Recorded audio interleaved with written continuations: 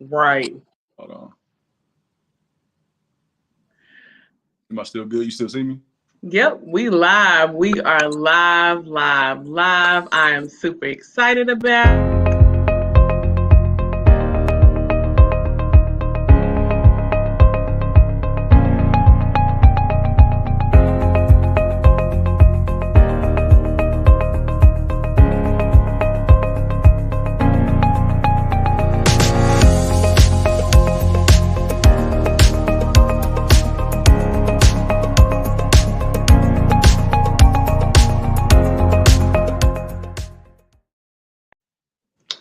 Hello, hello. I am super excited to start another Talk It Out session with my homie, Yameen Thomas. What's going on? What's going on, B? How you feeling? I'm feeling great. No complaints for a Wednesday. We halfway through this week. Absolutely. Yep. Shit. It is. So, It feels like yeah. the week is flying by. Each week closer to the end of the year it gets, but I can't keep up with the day. What day is it? Is it Wednesday? Is it the 20th? Is it the 10th? Is it 11th? I don't know anymore. Bro, the numbers. No, it's not the days. It be the numbers. Like, I'm like, dang. I'm like, what's the... Because October, it came and went. Like, October, I ain't even know. Like, it was like, yeah, it's the 1st of October. And then it was like, whoo, November. I'm like, dang. Yeah. So every day's the first of the month at this point. Right. Rest good every day. Right. Right. Well, thank you so much for joining us. I'm going to go ahead and give you guys a slight preview of what to expect today on Talk It Out, our virtual happy hour. Of course, first things first, if you do not have a drink, please get one.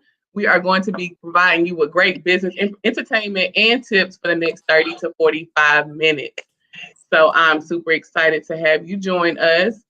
So today, some of the topics that we are going to talk about is how to really get your business out there. You know what I'm saying? You have a great business idea. You feel like you know what you want to do. You feel like it's going to be great. It's going to be the next $1 million idea. But how do you test that before you actually go into the market? That is what's most important. So that is something that we are going to talk about today. But before we do that, the first thing we want to do is do our drink check. Okay. So, Yami, what are you drinking on today? Well, Yameen's gonna keep it light.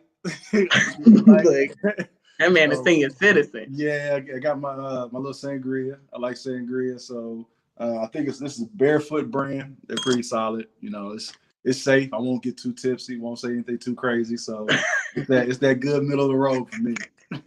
Get reckless. Yeah, that's good. I like a sangria too. My homegirl, she used to make some bomb sangrias like from scratch. Like it tastes so like them from scratch ones is a whole different beast. But I love a good sangria. You can't go wrong. For me, I'm on my usual. I just got my Jack, honey. I put two, I put 2 ice cubes in it instead of one since I'm gonna be on because I ain't want to get got the extra dilution on there. Yeah. So 2 ice cubes instead of one tonight. Water it down a little bit. Yeah. Just a little bit. Just a little bit. Make sure we can provide these people with the information they need today. Man, for real, it's called drunk talk it out. Look. No way, y'all. We just gonna end it for the day. We gonna end it. But one of the first things I like to do, of course, when I have somebody on Talk It Out, especially with somebody I know, I like to talk about like how we met, how we know each other. So, we go all the way back. West Charlotte days. Absolutely. West Charlotte. Yep. Shout out to any of the Lions watching this. Yep. Come on, all the Lions watching this. Dub C in the building. Tell them what's the hashtag you came up for us? What's the hashtag? Hey, the hashtag is just some kids from Dub C. That's right. Now. And I love that hashtag. Like when you sent it to me, I was super excited about it because I know we were talking about it before we went live, but West Charlotte, it's really transitioning the type of school that it is and what it's doing and how it's growing. So, I'm excited that, with it having the reputation that it is, that I'm able to connect with other entrepreneurs from West Charlotte that have really, came out and really did some stuff. And like, it's a lot of us. Like, West Charlotte is busting it in this entrepreneur field. Yeah, it's impressive, man. I think that being products of our environments has given us perseverance that a lot of people probably wouldn't be able to relate to. And I think that's what makes us unique. I mean, regardless of if it's from any lane you're in within entrepreneurship, because like I said, we can run a gamut as far as the imprint West Charlotte students have left in Charlotte. But the perseverance, man, the things that we saw on a daily day, the teachers we had, the environment that the school was in. You know, I used to walk to school, so I stayed literally right up the street. So I think that I ain't walked. I rode the bus. Yeah, you was on the bus. So yeah, I mean, look, all those things coupled, I think that it gives us an edge, and I think it's important for us to, you know, leverage that edge, create that network, and do things like what we're doing today, right? So, but to the story, I started in West Charlotte in 2002. I think you graduated 2007, right? Yep, right after you. So yeah, so you enrolled the class right after mine. I came here from Indianapolis, so I originally came to Charlotte in elementary. I went to Lincoln Heights Elementary, Statesville Elementary, DeRidder. Come on, that baby got the heritage. Before it became an alternative school, I was at DeRidder, and then I left for middle school, came back for high school. So I came back in Indianapolis swag. I had like the braids. We were like, come on with the braids. It was bad. Before the ball head. Yeah, super ball now, but it was foreign to me. But yeah, so my sophomore year, I mean, your class came in. Y'all had like a bigger class. Your class actually came in with like a lot of audacity. Your class kind of came in like 07. Yeah, we came in like y'all owned the place a little bit. So 07 and 08 actually, both classes. But definitely. Yeah, but I just remember, I know you was in a band. Obviously I was on the football team, so we used to always see each other. Not obviously. Why I gotta be obviously? Maybe you like golf or something. Dang. You know, we always saw each other in passing. But I think here recently, within the past couple of years, we had a chance to really kind of reconnect. You know, I obviously saw what you were doing with Pamper Us Mobile Massage. I thought it was super dope and innovative.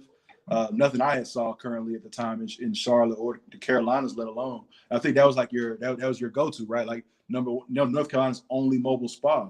So I thought that was very forward thinking, right? And so I was like, okay, yeah, she owns stuff. She's doing something there. Then I know you went into different lanes with the grilling and all these different things, right? You have a wheelhouse that you're able to tap into. And for me, I was just like, I was glad to see somebody with a hustle in them like that. Right? I was like, she out here hustling for real. So bring it full circle to us reconnecting really like within the past 2 years, and with the current venture I'm on now with our company Whole Bod Technologies. I think you were actually one of my first conversations in regards to like being a vendor on our platform. So for those who don't know, who's watching, Whole Bod Technologies is a health and wellness tech startup based in Charlotte, North Carolina, and we have created a fitness mobile app called Whole Bod. And what it does is it rewards users with digital currency for completing workouts. And then they can use that currency to then purchase deals, discounts, and experiences from local, online, and international merchants who we partner with. So now your workouts account for more than just gains. It can count for, saving money on your fitness and wellness and health journey. It can count for, money towards a vacation in the future. Come on, I love a vacation. It can count for a massage. Pamper Us Mobile Massage can pull up on you at the house for an exclusive discount through Whole Bod. So, and I think those things have really mirrored us together, and we've had a chance to really kind of dive further into building rapport. And then, hey, we took the class together, right? The John C. Smith. What was it? Inclusion, like diversity, all that. Inclusive procurement training program. That's what it was. Come on, drop the legit name because I messed it all up. We was the first there too. The first course. Come on, pioneers out here. Yeah. So I think all those things, man. I think at that point we just developed a mutual respect for each other's hustle, and I think we could do some great things, whether it's individually or collectively. But the good part is I know we always have like check-in conversations at least once a month. I'm in the fitness community that you have on Facebook. So it's fun to be able to always collaborate and connect and just see what people are doing all the time. So especially when you from the same root. So come on, same root. Yeah. That's what's up, and you're right. And I'm super excited. And one thing that I definitely love is the fact, the ability to connect. Like I love connecting, so I'm always excited to connect with like-minded individuals who trying to take their business to the next level. And I feel like that's something that you're trying to do, and I'm trying to do. So I'm definitely excited to have you on here as well, of course. So rolling into some of the topics that we're going to talk about tonight. If you're just joining us, we're going to be talking about how to plan your business for an epic launch. Basically, are you that entrepreneur who has a business idea, you think it's going to be monetarily profitable, and you just don't know? What I've seen a lot of entrepreneurs do is they come up with a business idea and they directly start investing into it. They start buying marketing materials, business cards, logos. They buy all this stuff. Then they start promoting it. Then they ain't got no clients, and then they stressed out. And then that's when they book a session with me, Right. be the entrepreneur, and they like, I don't know why my business is not making money. I don't know like why people are not buying. And then I ask them, do you have a target market? Have you reached out to your target market? And if so, how did you determine your target market? Because the first thing people like to say is, anybody can buy my product. Anybody can use my product. Yeah, it's for everybody, right? Right. So, but that's not always the case. You have to have a target market. So Yameen is here today. He talked about Whole Bod, and I've really been watching them since we kind of connected earlier this year about partnering up. I've just been watching you guys kind of just grow the brand. Like I love the background, how you guys have been inclusive and having your audience choose like your name. Like I think y'all was looking for like a slogan or something, like your tagline. Yep. Like I love the fact I can vote on. I was like, you know what? I like this. I like it with the periods. You know what I'm saying? Like it made me feel like, I'm a part of the brand. So Right. let's start with the importance of target market testing. Tell us a little bit about what that is, how that process looked for you, and give us some info. Yeah. So I think all things start with an idea, right? Everyone has an idea, and I think that's the easy part. Having an idea is the easy part. Now, validating the idea is where you get a little bit more nuance and it takes a little bit more time. But I always tell people, work backwards, right? Go from what is your idea solving, right? What is this ideas you have? What's the problem? And is your idea truly the solution for it? Or is it just a suggestion, right? So for people identifying like a target market, think about the person who would be the end user or the purchaser, right? Create end user.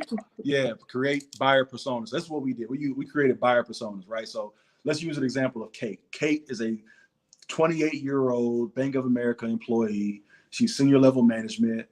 She enjoys working out at places like the Dow YMCA. She shops at Vitamin Shop.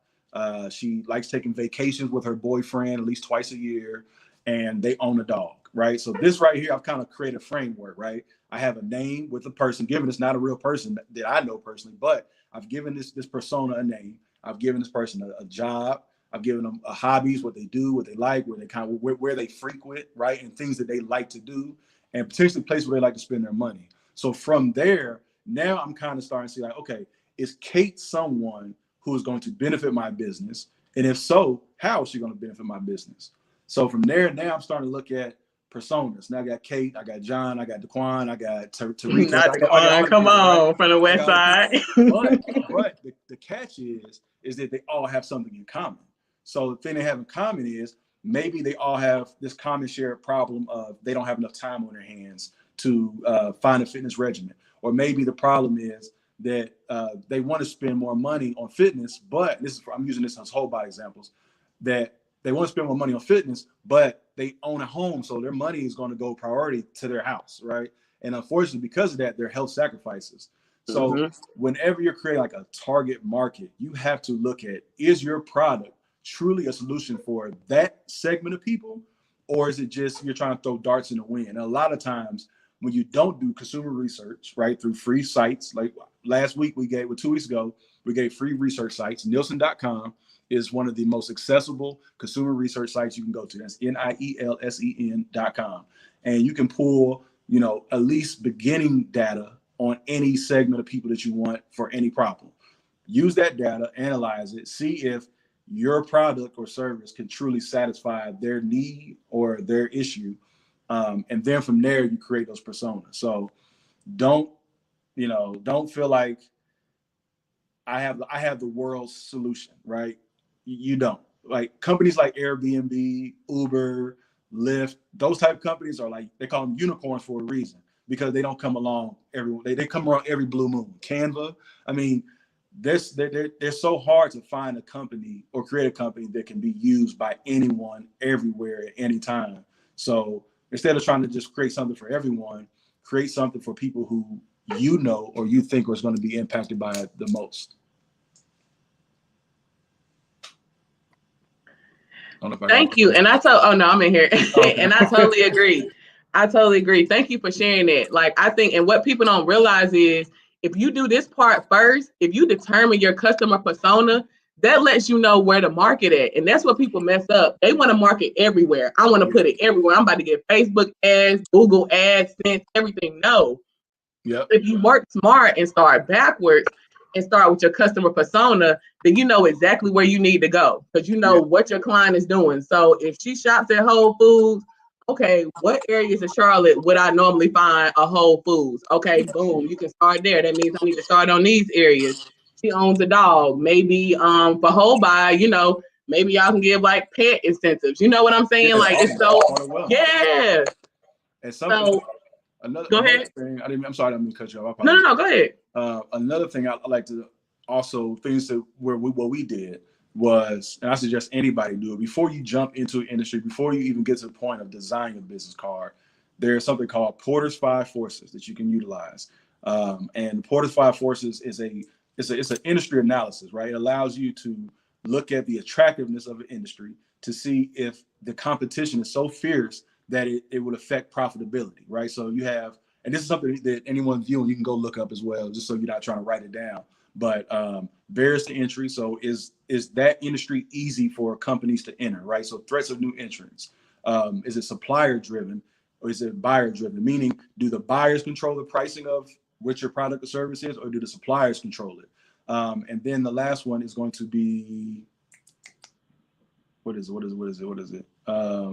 Threat of substitution. I apologize. Threat of substitution. So meaning, can somebody come along and do the same thing you're doing, but for cheaper, and then you lose market share. So before you create any business card logo ideas, look at the industry that you're trying to go into, examine it, and see where your company fits position-wise in that industry that you're attempting to go into. That is, come on, you better be dropping the plugs. I can't even type fast enough. Like I'm over here click clacking. Porter's 5 Forces. Oh no, I know Porter's 5 Forces. Yeah, I got that one. Yes, this some good tea. Hey, if y'all do not have y'all pens out, get them out. If you want to get a copy of this, please go to www.betheentrepreneur.com, or you can follow us on Instagram at b.theentrepreneur. We can send you this video live directly so you guys can get all the links, learn how to do your market analysis for free, or sometimes at cheap house outside of for free. So don't forget to sign up because we got some tea, some gems, all the good stuff. So rolling on. So let's talk about the difference between industry market and target market. So we talked about your target market, which we know focuses on your consumer. What are your suggestions for somebody who's trying to study the industry? What are your how would you start there? Whew, man, that's yeah, get intense then. Yeah, that's big.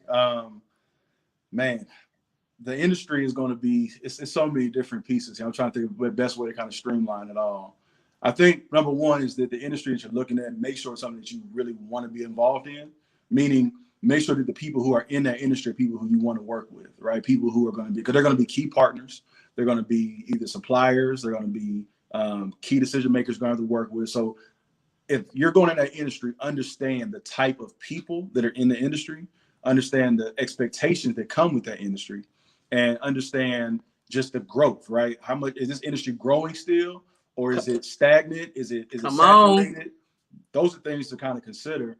But I think with anything, when I would look at, and like for instance, when we looked into the health and wellness industry, the thing that we noticed that stood out for us to solve our problem, that we created a solution for, is it was very fragmented, right? So if I want to buy running shoes, I got to go to Nike.com or Brooks.com. If I wanted to buy some new workout shorts, I would have to go to UnderArmour.com. If I wanted to buy a water bottle, I would have to go to Wellness Blender or something. Or if I wanted to buy a beanie, I would have to go to another site. Bottom line, long story short, I had to go make all these different steps in my purchasing decision journey, my customer decision journey, to find the things that I wanted or I needed for me to get started, right? Let alone stay healthy.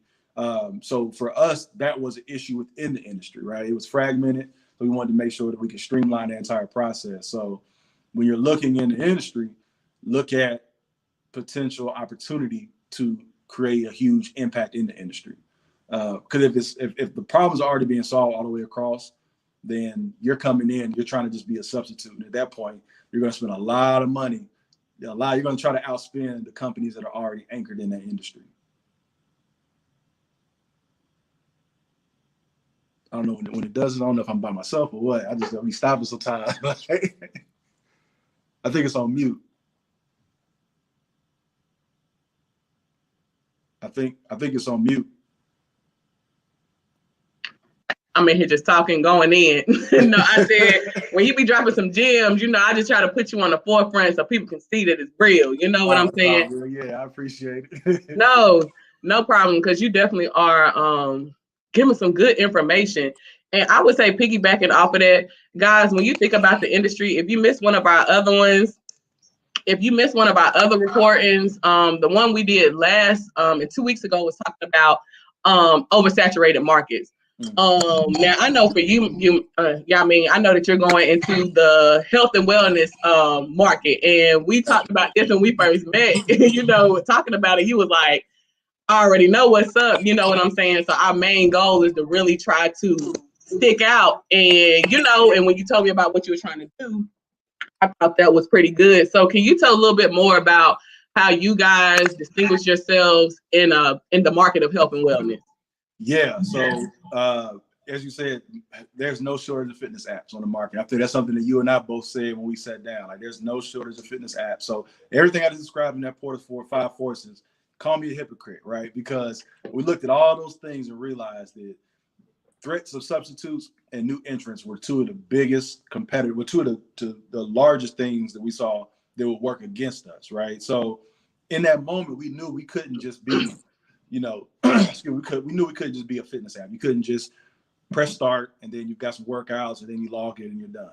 So for us, we had to start thinking about what's going to make us different, right? Not better, but different. Because better is just another commercial in the fitness industry. That's just another app to drop, like, all right, another one, right? But we had to think along the lines of what is something that's not happening right now. And we didn't have to look far, because I had a problem, my business partner had a problem, and people who we talked to had certain problems, right? So the issue wasn't far. It was just a matter of, all right, these are my problems, but no one's solving them. So once we recognized that, it made those barriers a little bit, in our eyes, like a little bit more non-existent. So to differentiate ourselves, we had to look at a couple of things, right? What's our brand story? That's number one. What is our story? What's our reason for coming into existence? Number two, what's our value proposition? So what do we offer to the consumer, or in our instance, what do we offer to the customer, the end user, and the client, which would be the businesses, right? And then thirdly, what technology are we going to use that's going to separate us from what's out there? We know, like Peloton just signed a big deal with Beyonce. That's game changing, right? You got Mirror and Tonal. They're at home digital. Hey, Mirror is legit though. Hey, Mirror, they changed the game with that. Within 2 years, they were acquired by Lululemon. So I mean, that shows you that they were being proactive and they were thought process was very futuristic, right? And they have sped up that at home digital experience. But for us, it was like, all right, we have a roadmap. We know where we want to go. We know what it's going to look like to get there. We know how much it's going to take to get there. So for us to differentiate ourselves, we had to make a statement early.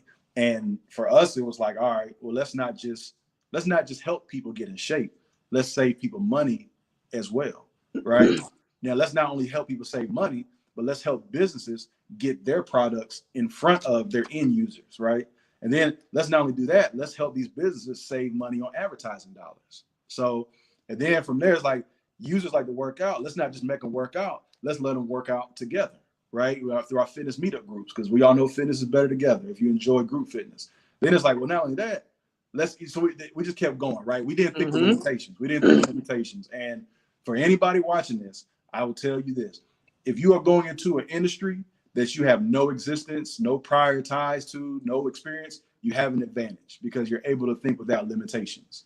People who are in industries for too long, they feel like they're in a box because this is the way we've always done it, right? Mm-hmm. And that is the death of so many companies. This is the way we've always done it. This is the way we've always done it. But these companies that we see out here that are household staple companies, the founders of Airbnb weren't real estate agents. All right. The founder of Square didn't work in the finance industry. The founder of Uber didn't drive taxis. Jeff Bezos didn't work in a bookstore. You know, the list goes on and on and on. My point being, they saw a problem. They came in with unlimited imagination. They got the right team players and they attacked it. And they let people know, you might not have known this problem existed, but let me bring it to your forefront. And then you're like, oh shit, I never even realized I had that problem. Yeah, I ain't even know that I wish people could come pick me up faster in their own car. Look. Let me get in a car with a stranger and get home quicker. You know what I'm saying? Like, whoever thought that would even be a thing? But it's a $1 billion thing now. So right. The biggest thing when you're looking at the industry is if it is saturated, you have to be able to differentiate yourself, and not by a little bit. It can't be like a feature. Like we offer this feature instead. It's got to be completely a whole experience, like nothing else out there. Like you can't be one of another 100 in a market full of 1,000 think you're gonna stand out. You got to completely change the game to get any traction in a market that would be saturated. And that is true. And it's true. And what you got to realize that it's possible. Like, it's possible. Like, it's a lot of hairstylists in Charlotte, but it's still more coming out every day. And all of them are making money. Everybody making money. So it's possible. Like Yameen said, I think it's all about proper planning and proper preparation, guys. Because if you know your target market and you know exactly where you're going with your marketing dollars, that saves time and money. Because now you can cut out all the middle people that you know are not going to buy your service, and you can focus everything that you have on the people who want to buy your service. And I think that's another thing I want to bring up is that when I consult, I feel like a lot of people get caught up in people that don't support them. Like, oh, such and such ain't buying. You know, well, I'm missing this group. Or my family's not buying. My family and friends not supporting. Right. I'm going to be real. If I depended on my family and friends at the very beginning, I would have been SOL. Not everybody, but you know, for a majority part, some of my family members didn't get massages until like the last 3 to 4 years. And it'll be 10 years for me in March. So, you know, I know, crazy. That's a huge milestone right there. That's right. Not to be taken lightly. 10 years in any. 10 years. I know, it's so crazy. Come on, say less. You know, I'm down for a toast. Everybody watching, raise a glass to 10 years. 10 years. Don't. That's massive. I pray that we're able to say that. Oh, thanks. I appreciate it. I'm excited about it. Real talk. It's definitely a milestone. I'm excited about it. But I say that to say that don't be afraid to create your own lane. And that's something that I put in the comments. When I went into massage therapy, real talk, I ain't know nothing about it. I got a great massage at home, and I was like, you know what? This is a good idea. I'm about to start a business and have people going out doing massages. And I legit did that. I started with one massage therapist. We was tearing up the university area, and then we just kind of we kind of expanded out. And and I went into a market I knew nothing about, like not doing massage, nothing. I literally got a massage and started the next month. So I think it's all about their fearlessness. And when you said that part about going into a market, you have that advantage as a new person. That's so true, because when I went into massage therapy, look, I told my homegirl, I was out here doing facials. I ain't even know back then, ain't nothing happen now. That was 9 years ago, but I was out here doing whole live little mini facials at the crib.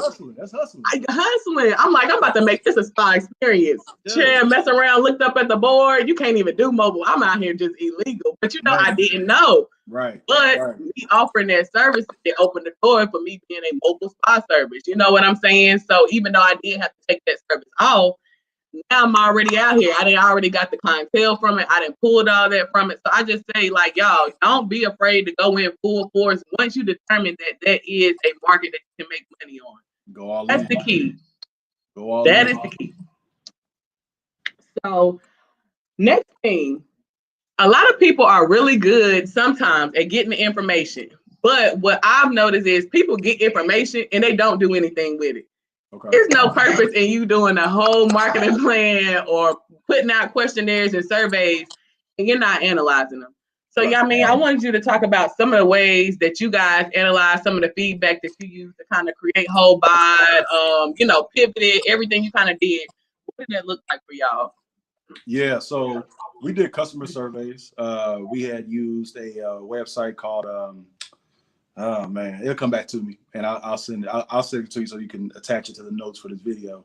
But Okay. it was a survey service where you can actually set up surveys and import email lists and send it out. So the caveat to that was great idea on our part, right?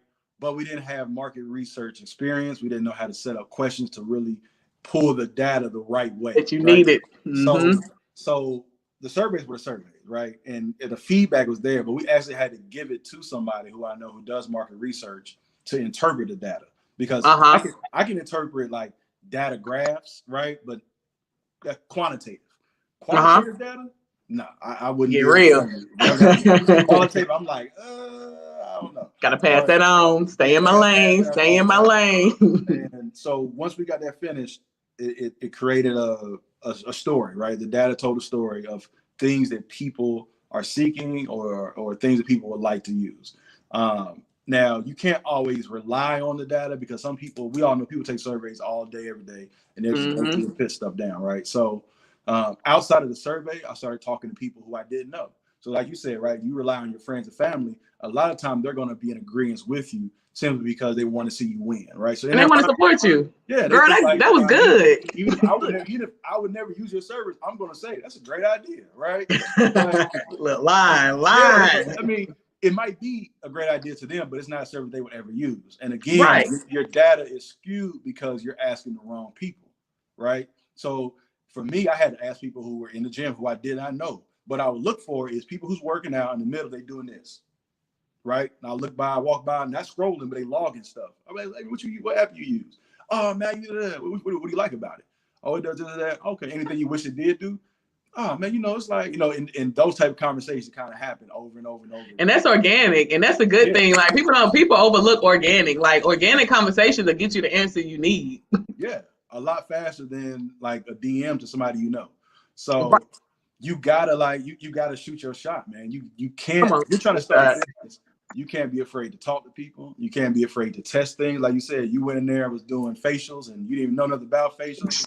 I can just all of that, right? But you were doing it because you were testing something. And the key is whenever you're trying to capture data, you have to talk to people you don't know. You have to talk to the strangers. You have to not rely on your friends, your family, your comfort zones. Hell, I used to DM people I didn't know on Instagram. You know what I'm saying? I'd be like, hey, oh, you one of them. Take a survey right quick. You know what I'm saying? Like, only thing you're gonna do, look, leave me on red. All right. Like, I find it. Yeah, I'm on a mission. Like, you leave me on red on the scene, ain't stopping the program, not one bit. So that made me say he determined. Yeah, you got to push through it, man. You got to push through it. So that's what we did. We sourced a lot of customer surveys. We asked a lot of people. And then we, like I said, we downloaded a bunch of apps, right? A bunch of apps that we thought maybe were kind of like, could potentially be competitors, or not even necessarily fitness, but like commerce apps as well, like Rakuten, Groupon, Living Social. So we did all those. We tested, right? But we kept it lean because everything was free, and that's key. Like when you're starting up, look to be as lean as possible. Free. Yeah, literally. Don't try to over-index on thinking it's got to be the bells and whistles all got to be attached. The faster you can test your idea and find out if it's something there or not, the better and the less time you'll waste. We worked on 2-week intervals. 2 weeks. If we don't get it done in 2 weeks, we have to scrap it, period. If it works in 2 weeks, then we'll double down on it. So that's how we kept. Dang, you sound like you at the casino. He's saying, oh, you gamble, don't you? Hey, you be gambling. Yeah. You said we double down. That's a gambler term. Yeah, man. So we had to keep each other accountable. And we have, like anything, you have highs, you have lows, we have times where you kind of get off the 2-week track, but it's important to stay focused on what you're doing. So I'll say if you're doing it by yourself, it's a little bit more difficult because you got to hold yourself accountable. If you're doing it with 2 people or more, it makes it a little bit easier from the aspect of hoping somebody holds you accountable. But the thing you have to like not be afraid of is if it's 2 or 3 or 4 or however many more than one, you can't be afraid to be the person who speaks up and might be considered like a little bit of the asshole, right? Because people will get lax. People have other things going on in their lives. And what can be done today, I'll just put off till Friday, right? But if you have a deadline to meet, you got to be the person like, hey, Brandy, you said you're going to have it delivered on Tuesday. What do I need to do to help you deliver it on Tuesday? Right? Oh, you one of them. Yeah. Yo, Yeah, I mean, you got to, though. Wait, no, I feel you, though. Yeah, if not, you will lag. It will start because you start to create a culture, right? Like, we'll deliver when we get it there. But what you don't realize is that the more time you spend researching and waiting for somebody to respond to you, and this, that, or the third, you 3, 4, 5 weeks into a project and you haven't made any traction. So the key to anything when it comes to testing the industry, testing your target market, traction. If you're not getting the traction, you're going to lose. It's all about momentum. You got to keep building. Even when you're tired, just send a couple text messages out. You know what I'm saying? Like, I've had days like that. You got to. That's it. And people overlook that. Like, I'm telling you, like, sometimes when I talk to my clients, everybody just want everything now. Like, you just started your business in May, boo. It's October. She was like, I'm just ain't get the following I want. I'm not getting. And I'm like, it take more than that. Like, I remember back in the day, I was cold calling. I literally got a database of every like business in Charlotte. Like, they got a little database. I forgot what you can get it from. Yeah. I'm gonna look it up but bro, I literally called and marked off, emails. I emailed, marked them off. Every hotel, literally everything, every place that I wanted to connect with, I called them. Yep. And then on top of that, if you're sleeping on LinkedIn, LinkedIn is definitely the plug. Like LinkedIn, they gave me the opportunity to connect with people I never would have met, like CEOs of companies that hired me on for reoccurring services. Like, that started for me connecting with them on LinkedIn. And then, guys, when you connecting, don't make sure that you're organic with your connections. Don't connect with somebody and instantly hop in their inbox or hop in their DM. Because I've had people literally that have watched like my page for months, and they'll be like, "Hey, I've been watching you for 6 months. I love what you're doing. I want to book you for my company." And you know what I'm saying? I'm like, oh shoot, you know what I'm saying? So just know that everything that you put out there, everything that you're doing, that's all a part of your branding. In addition, know that your branding is important. Think about that when you're coming out on the forefront. Even if your prototype or your minimal viable product is not everything that you want it to be, have something together tangible. So that way, even if you are testing the market, you can give something to kind of like, you can give people something to think of. Like, I remember when me and Yameen met, he pulled out the whole little presentation. It was really thick. You know what I'm saying? So yeah, the app wasn't created yet at that time, but his PowerPoint was so clear. It had screenshots of every page of how it's gonna look. So I felt like, even though I didn't have the app, I felt like I was looking at the app. You know what I'm saying? So don't be afraid to create that product as lean as possible. Like you said, like me, I call it bootstrapping. You want to bootstrap it. Create what you can with what you have. Don't overexert yourself. Don't buy too many programs that you don't need. You know, keep it at free. So rolling right into our closing, what are some tips that you have for somebody that's trying to create an epic business launch? Like, they got it together, they got their market, they know they want to do it. What are some ways that they can prepare to like get it out to their target market? Yeah. So this response is going to be like this is not a one size fits all response by any means. Definitely not. This is going to be if this applies to you, listen up, right? So first thing, you mentioned about brand, have a compelling story, right? Now, the thing is that there's certain industry where it doesn't allow for compelling stories, and that's okay, right? If you're a barber, there's not much you can really say that's going to be a compelling story for me to be like, oh, I'm going to choose you over this other barber. Truth is, I care about making sure my haircut is what I need it to be, right? So if you cut better than that next barber does, then I've got you. But for more of a like wide customer base usage process or product, you have to think about what is your reason for getting into the business, being able to visualize that, articulate it through like your message positioning, your verbiage that you use, your brand tone, the colors that your brand uses. All those things resonate with your target market. So first, make sure those things are in place, right? Then from there, your next step would be to bring it to life, right? So if you got to get with a videographer, if you download a $6.99 app on your phone, ProCam is one I downloaded. You can download that for $6.99. It shoots in 4K, 1080p. You can get a Five Below tripod stand. And Come you can on, Five and Below be the plug. You can download $30. You got to protect Motion, it. Vimeo. There's no excuse for why you can't put something together to put it out there, right? So first step is going to be create your brand story, right? Then put that story into visuals. So whether it's actual creative copies or if it's a video, a lot of people prefer to consume video as long as it's like short form content. That's something we had to learn. Like we've created all sorts of videos. Like we've had 3-minute videos, 6-minute videos. We put it out there. You see the watch thing drop down. Like, damn, we lost them at 20 seconds. But we learned something, right? We learned something. Right. Our intro was weak, right? So people's attention spans are short, and that goes into the compelling story. So understand you're competing against millions of other pieces of content. So you have to, in a sense, disrupt someone's feed, right? If I'm scrolling and you have a video, don't show a frame of your back. Show a frame of smiles, right? Show a frame of engagement. Show a frame of people. Those are things that people relate to, emotionally connect to, right? So think along that lines. What's something that will make you stop? Second piece would be budget. Create a true budget. 2 budgets at that. 1, your marketing budget, and 2, your testing budget. The reason why I say have a testing budget is because what you don't want to do is assume that you got this nice creative, you have this ideal audience, and then you're going to pour $500 into a Facebook ad for the next 2 weeks, and then you only get 1 click. Right, you got all these impressions. Oh boy, been there, done that. Yeah, exactly. So now you're sick, right? You're like, oh my God, I just burnt $500. I need to hire a consultant, right? So this is where Be the Entrepreneur flies in and saves the day right here. So the testing budget is important because you're able to identify a target market through Facebook ads, Instagram as well, Google too. So you can create that target market and you can create a small budget. Right, and have some measurables, have some KPIs behind the budget. So if you say I'm going to do $10, I tell what a KPI is. Key performance indicator.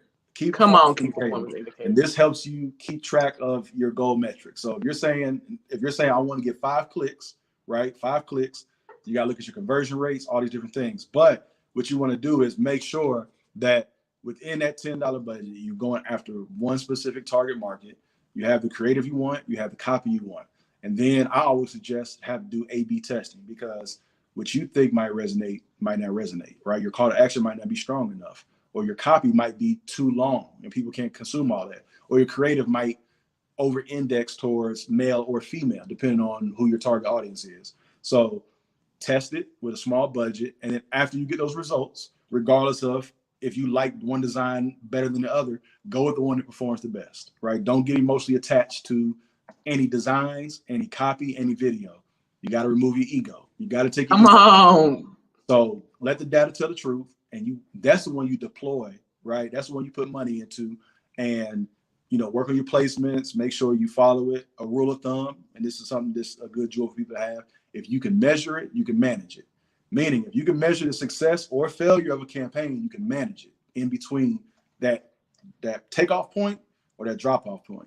And it always leaves room. The data is there for you. You just got to know how to read it. And Facebook it's pretty simple. And if you don't understand it, there's plenty of YouTube videos out there that explains how to interpret Facebook data or Instagram market data. So those are some things that pop to mind. And then the next thing is don't be afraid to get on camera. Like people want to do business with people too often. And this is something that I can definitely attest to, right? In the beginning day, I'm going to be super transparent with y'all right now. In the beginning days, our issue was, all right, we're creating this out of the box concept that we haven't seen done before. We came to find out later it has been done, but it wasn't done right? And it didn't have all the features we had. But our thing was, all right, dope idea, dope delivery, dope engineer team, dope marketing ideas. Is this color of our skin going to hold us back? That's a muy importante question. Pregunta, to be exact. Look, that was the question, right? And we battled with this for so long. I'm talking about Brandy, man. We battled with this for every bit of 9 months, right? Like, do we put our face out there? Don't we put our face out there? Do we keep it quiet? All those things, right? Because those are relevant things. Because let's just be honest, when people start seeing people of color, black folks, I'm not going to say people of color, I'm going to call it what it is, black folks. Black. When you see black people, a lot of times you get pigeonholed, right? Oh, this is a black business. It's owned or operated by a black person, but it doesn't mean that my clientele base is exclusively black. But we have been pigeonholed into black business. Oh, it's a black business. It's a black business. It must be for black people. Like, and that was something that we did not want to be pigeonholed into. So because of that, we had to be strategic about how we put our space out there, in what capacity, what's our marketing material like, right? And this is all part of the roadmap. And I'll say that even now, I'm like, I would love for us to put our face out there more. But for me, what made more sense was the end goal. The end goal for us is to help feed communities that are deemed food deserts, right? So where I grew up at, Beatty's Ford Road is considered a food desert. We want to be able to supply those communities with fresh veggies, fresh produce, and for free. So in my mind, it was like, all right, so let's leverage this wide mass marketing appeal, right, to Black, white, Asian, Latinx, everyone, right? Marketing material wise, it's open for everyone.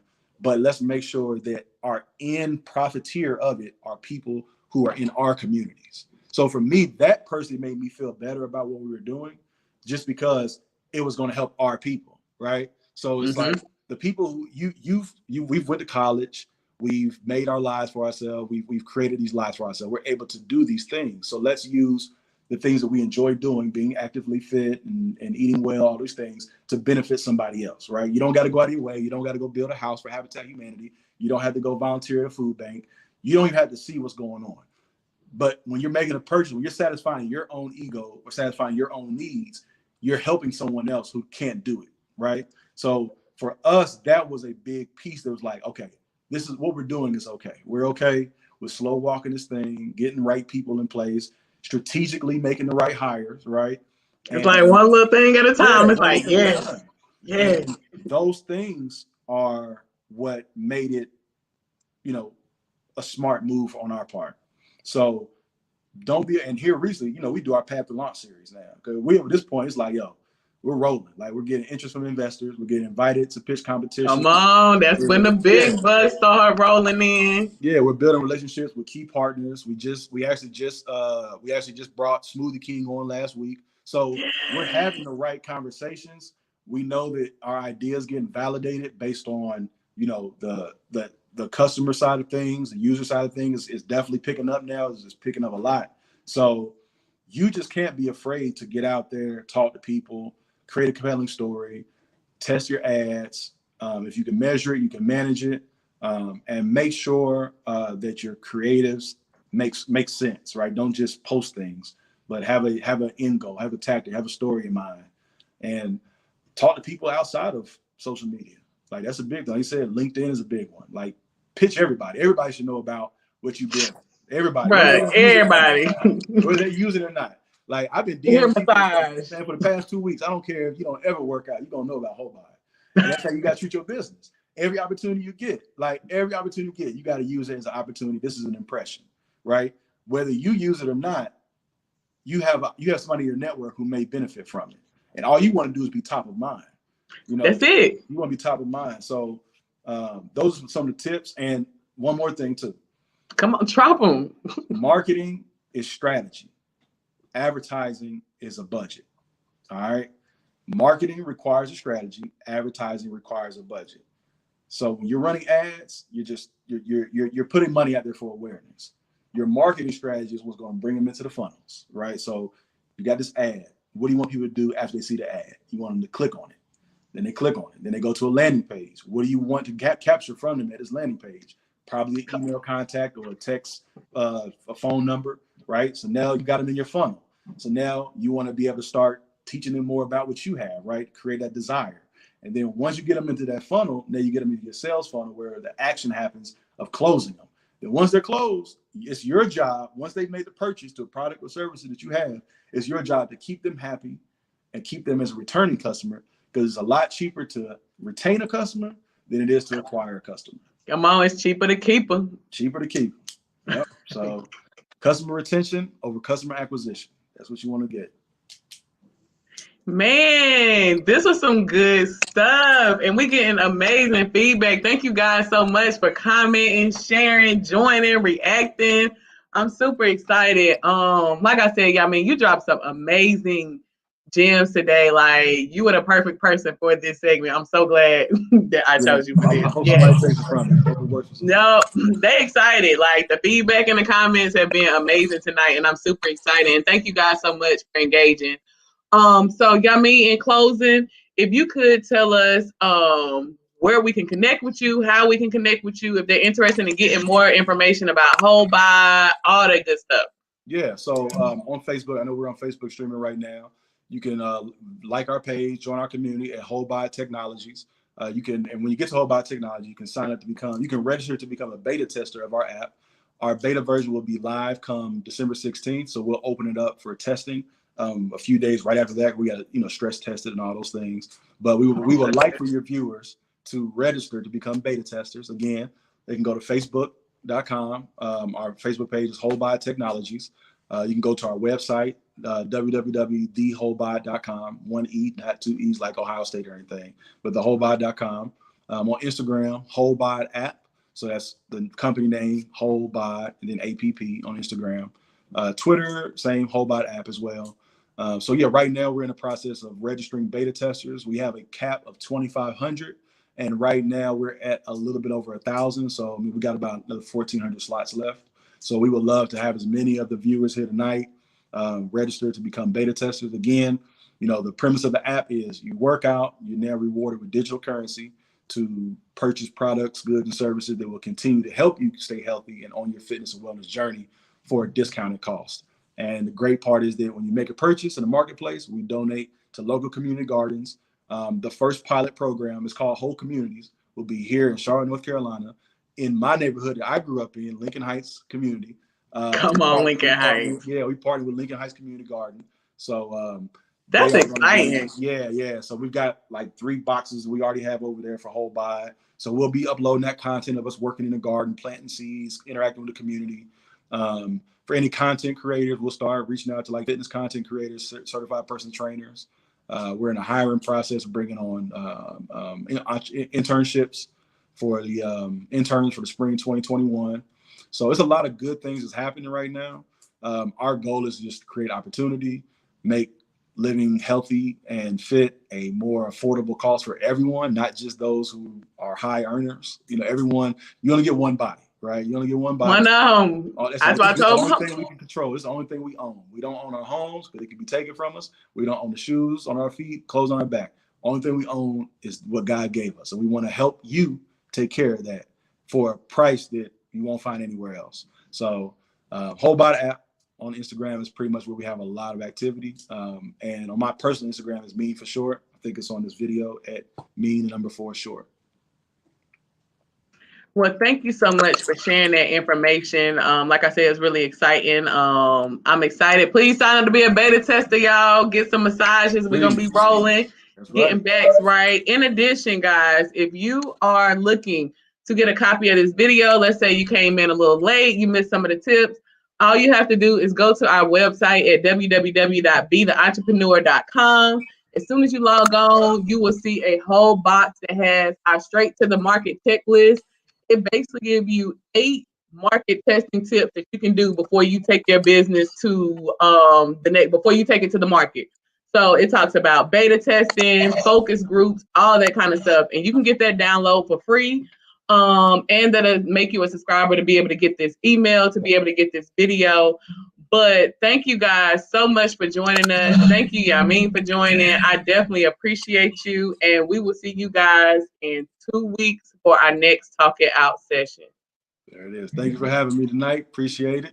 And look forward to connecting again. Most definitely. All right. Night. Night.